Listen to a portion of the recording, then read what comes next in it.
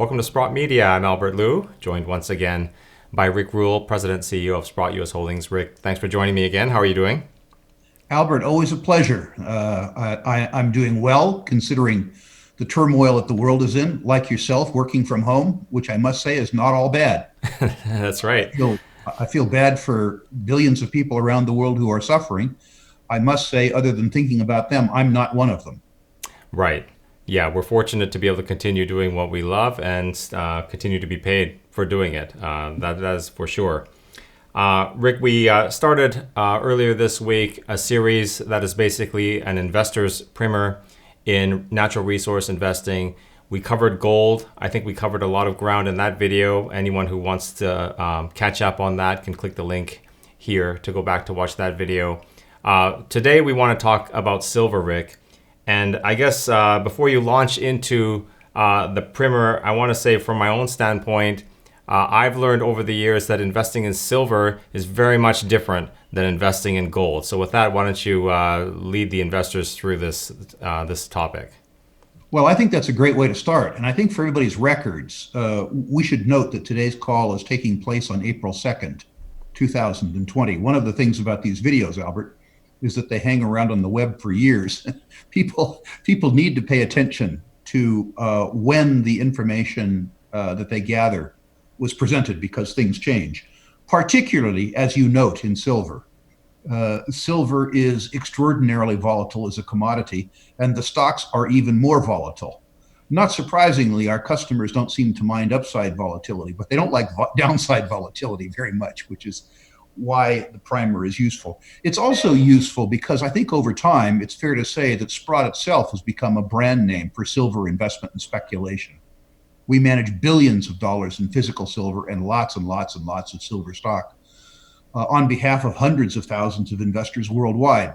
And this discussion is particularly topical for our customer base and for people who are thinking about becoming customers of Sprott as a consequence of our long familiarity with and identification with silver. So let's start.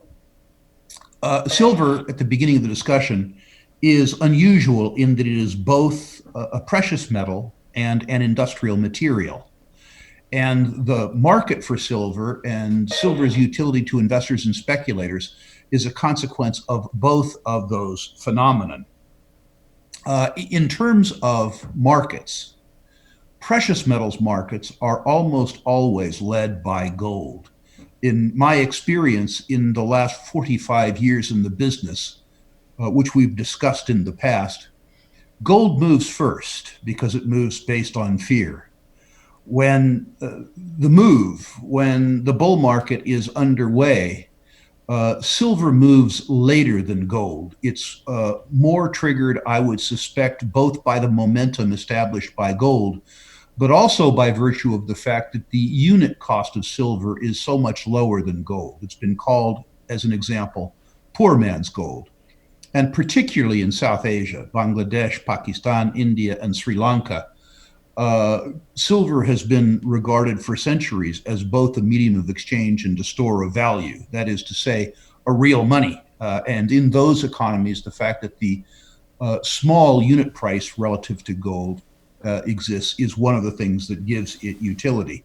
We're going to discuss a little bit more about silver's function as a precious metal later, but I think it's worth covering it as an industrial material too, because the uses for silver, the industrial and fabrication uses for silver, are growing very rapidly, particularly, not surprisingly, as a consequence of its low price. Silver is useful right now as a germicide. And there are increasing applications around the world that recognize silver's efficaciousness as a germicide. It is increasingly being woven into cloth so that its germicidal properties can be, in effect, worn. It is used as an ointment for wounds around the world, and it has increasing application in water pollution control equipment, in purifying water. The principal use, of course, used to be photography, but technology has changed all of that. And the principal use now, the principal industrial use for silver is in electronics fabrication and in particular in solar panels. Now, it's worth noting that the extraordinary economic slowdown that we're facing right this moment is impacting silver demand from industrial applications worldwide as the fabrication of all types of consumer and industrial materials has slowed down dramatically, and slowed down dramatically, particularly in China, which is the world's largest market, as we know, for silver panels. Considering silver, it is a hellishly difficult material to do market forecasting on. Hellishly difficult for a couple of reasons. On the supply side, importantly, most silver in the world doesn't come from silver mines. It comes as a byproduct of mining other materials, including primarily gold, copper, and lead, and zinc. So having a sense of byproduct supply involves making forecasts not so much about the silver market, but also about the gold market, the copper market, the lead market, and the zinc market. The second thing is that a surprising amount historically of silver that was used in industrial applications is recycled, which is to say that scrap is often a very important source of supply. And then finally, investment supply, because so much of the above ground supplies of silver are held by living, breathing retail individuals, particularly in South Asia. Circumstances like crop failures in India literally lead to dishoarding, where people who have stored their wealth in silver rather than in, say, rupiah, use their silver to, as an example, feed their family. It's been noted that good economic conditions in rural South Asia, which is to say good harvests, a lack of floods, a lack of drought, contribute substantially to silver demand. And poor economic conditions in South Asia, particularly currency devaluations, lead to dishoarding or silver supply. So when you're looking at silver, forecasting either supply or demand is notoriously tricky. What we know is that the primary determinant of the silver price in the near term is investment demand. And as we said earlier, what we know with regards to investment demand is that silver historically has moved later than gold, but has moved further. Go ahead, I'm sorry. I was just going to ask Rick, your description of silver is moving later, gold moving earlier based on fear. It sort of paints the picture of maybe gold as a Wall Street monetary metal, whereas silver is more of a Main Street monetary metal. When you look at the performance of silver over this last month, it did move rather drastically when the liquidity crunch hit. And I'm wondering, does that suggest that silver was held rather prevalently in margin trading accounts? Or is this some other phenomenon we're looking at? The Sprott Metals desk reported to us with regards to gold that about $60 billion worth of gold was held in leveraged long commodity trading accounts. Some of that leveraged as much as 33 to 1.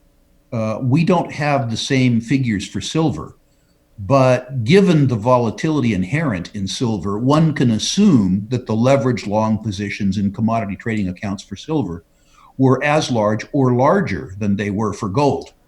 So I think your points are very accurate. Now, that isn't to say that some of those leveraged long positions couldn't be called institutional positions. I'm sure they were, in many cases, institutional positions.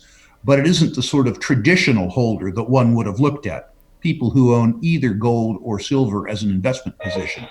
This is a circumstance where leveraged long retail institutional players in commodity trading accounts were looking at volatility and probably got more than they were looking for in the near term. Certainly the move that you described to the downside in silver, I think can be largely attributable to two factors. One would be in leveraged long accounts, when credit goes away, which is precisely what happened 2 or 3 weeks ago, those accounts get liquidated, whether or not the holder wants to liquidate them or not. That's what happens. When the credit goes away, the leverage loan accounts go away. The second thing is that I suspect that there was some expectation of reduced industrial demand for silver, given the reduced level of economic activity that we're facing around the world. Rick, when we talk about gold and recommending or suggesting what place it should hold in one's portfolio, people are comfortable, at least I am, saying 10% or even higher. With silver and the volatility, what approach do you take? Do you take sort of a risk parity approach where you scale it to adjust for the volatility? What do you do? I would argue that there isn't a one-size-fits-all answer, Albert. I would describe silver as much more speculative than gold. And I think that somebody who intends to have a position in either physical silver, but more particularly in the silver stock, needs to self-identify as a speculator. I would argue that the major silver producers worldwide, and probably the metal itself, don't qualify as investment quality assets, but are much more speculative. I would be the last one to criticize speculation. All of the money I now invest, I made speculating. So there's certainly room for silver in my portfolio, which is really where the conversation goes next. We've discussed that over the last 45 years in recoveries from oversold bottoms in precious metals, like the ones that we're in, gold moves first, silver moves later, but silver moves further. But the most volatile asset class is the silver stocks, because the outsized move in silver generates outsized margin gains in the silver stocks, and also because the silver stocks are so rare. It's arguable that there are 11 silver stocks globally worth considering. That isn't to say that there are only 11 silver stocks. What I'm trying to say is there are probably only 11 legitimate silver stocks on a global basis. And historically, what has happened is that after the precious metals thesis has been verified by movements first in the gold price, then by the silver price, when, first of all, the precious metals money comes into the silver stocks, but then later when the generalist money comes into the silver stocks, there simply isn't the float of silver equities available to accommodate investor demand. I remember myself very well in the 1970s, little shares like Coeur d'Alene going from 10 cents to $65. No, sadly, I wasn't long. But I do remember also very well being part of the formation of both Silver Standard and Pan American Silver. Silver Standard, if my memory serves me correctly, we financed at 72 cents with a full warrant, and it went above $40. Similarly, Pan American, we financed at 50 cents, and it went above $40 too. I'm not pointing this out merely to boast, but rather to illustrate the astonishing upside that exists in silver equities, and hence the fondness with which speculators regard them. Rick, one of the things our friend Steve Sugarwood points out is that you want to buy something that is hated in the market. I think silver has been hated for some time. Would you say even more so than gold? Well, I think people have been punished for owning the silver stocks more than they have been punished for holding gold. So I guess all investment experience is personal. And that would, I think, indicate that what you're talking about is true. One other note on silver that I forgot to mention, Albert, before we move on, is that currently, although most silver in the world is produced, as I say, as a byproduct of other materials, the most important primary silver producers in the world are Mexico and Peru. And in those countries currently, right now, a large part of their mining activity has been closed as a consequence of official sector response to the coronavirus. So we can expect a couple things in the near term. One would be reduced availability of silver, both from new mine production and to the mints. And the second would be near-term constraints on cash flows among the major silver producers. A further note that I think that we should talk about is the fact that people who want to participate in the silver market right now, in a retail basis for physical silver, uh, will experience some problems. The entire dealer market, the entire physical dealer market worldwide, is effectively out of inventory of retail quantities. This doesn't mean that large institutional quantity product isn't available. What it means is that the 1 ounce product, the 10-ounce product, and even the kilo product on a retail basis is sold out.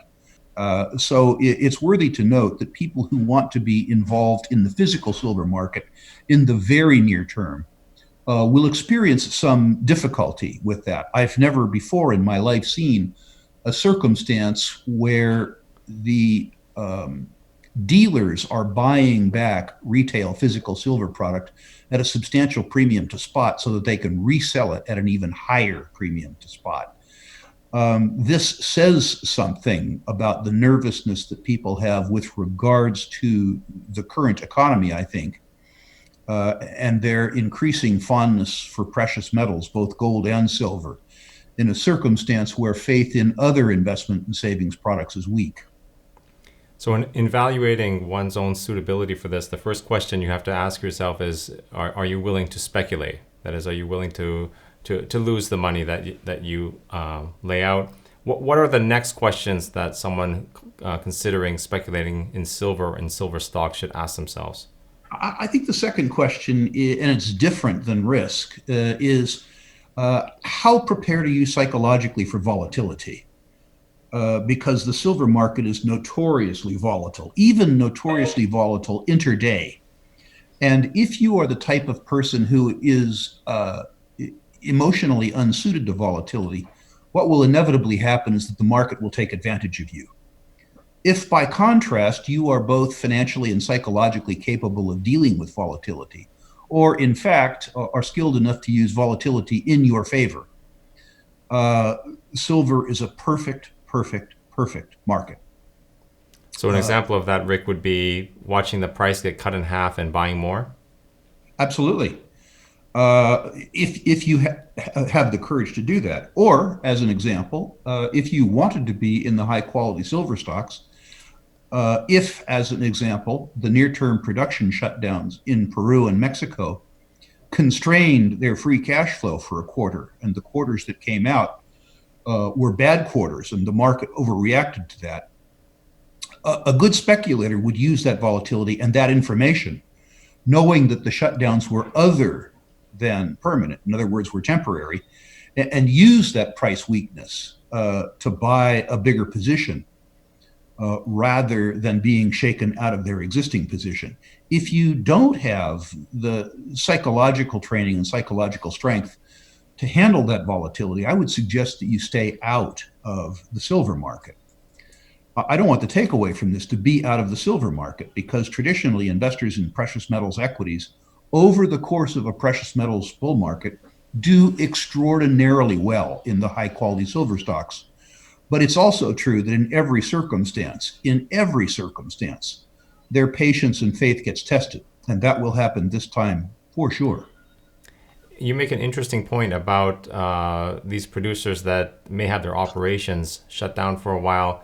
I imagine, like other businesses, strength of balance sheet is going to be one of the considerations you're looking at, Rick, when you're evaluating whether or not the market has overreacted or not.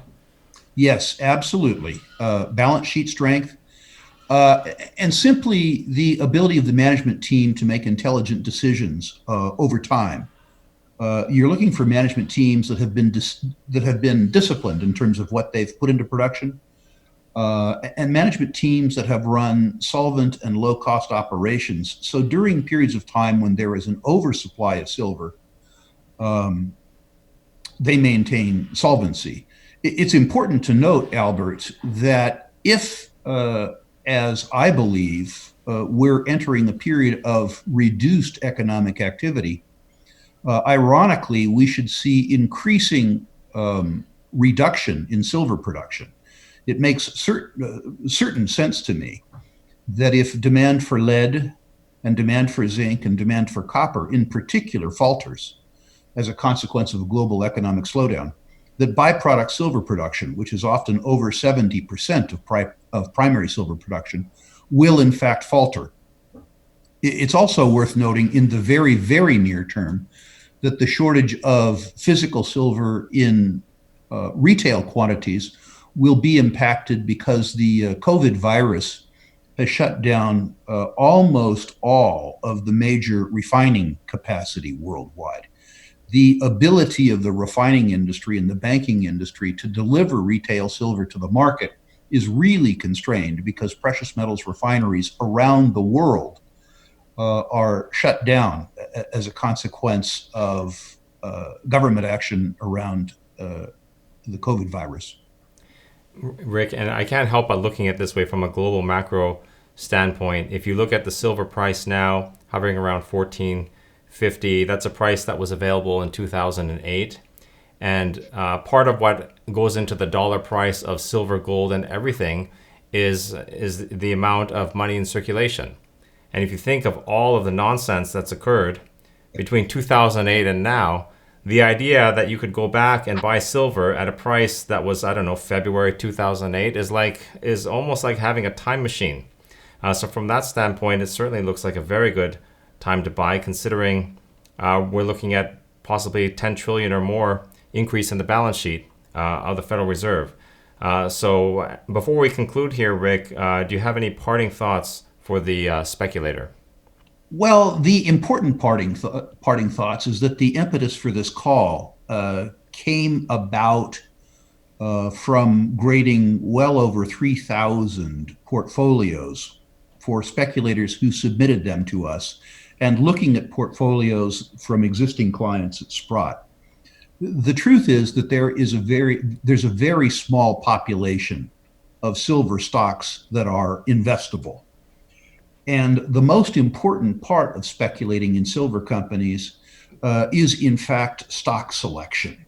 And what I would urge people who care about this sector to do is, first of all, examine how you have your physical position, if you have one, and consider the alternatives that are available, particularly in today's market where there's such an extraordinary markup on physical product, and where, in fact, counterfeit product is beginning to come onto the market.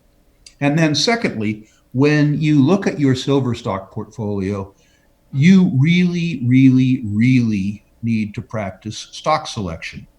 Talk to your global broker. We know the silver business inside out, the silver equities business. We've been in that business for 40 years. If you don't have a global broker, Sprott Global Broker, I would suggest that you get one. The truth is, if you believe that we're in a precious metals bull market, and if you believe that history repeats, one big beneficiary of the gold move will be silver, but the biggest beneficiary could very well be silver stocks. It's important as a speculator to be positioned, but it's more important to be positioned in the right names. That's a great way to conclude, Rick. I want to thank you for your time. Been speaking with Rick Rule, President and CEO of Sprott U.S. Holdings. Rick, thanks again. Look forward to doing this again with you next week. Thank you so much for arranging this, Albert. I think it's useful for us to sort of systematize our thoughts. And I know from the emails I'm receiving, it's useful to literally thousands of investors around the world. Thanks for allowing us to do this. Thank you. Take care.